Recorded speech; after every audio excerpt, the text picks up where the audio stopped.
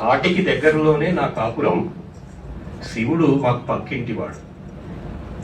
మా డబ్బుకు ఢమరుకం కొంతు కలిపేది, మా చిందుకు శివతాండవం కాలు కది. మా డబ్బు విన్నాడా శివుడు చిందేయాల్సిందే.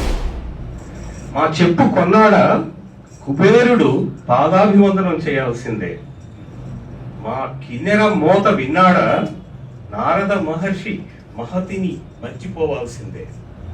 మా గోంగూర మాంసం తిన్నాడా ఇంద్రుడు ఇంటి భోజనం విడిచిపట్టాల్సిందే.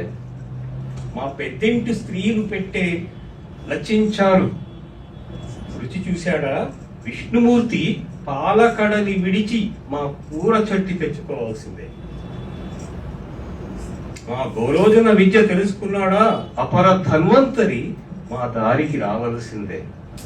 మా వాడ తెలుగు చెవిన పడితే కృష్ణరాయలు మా ఊరికి రావాల్సిందే. అంటే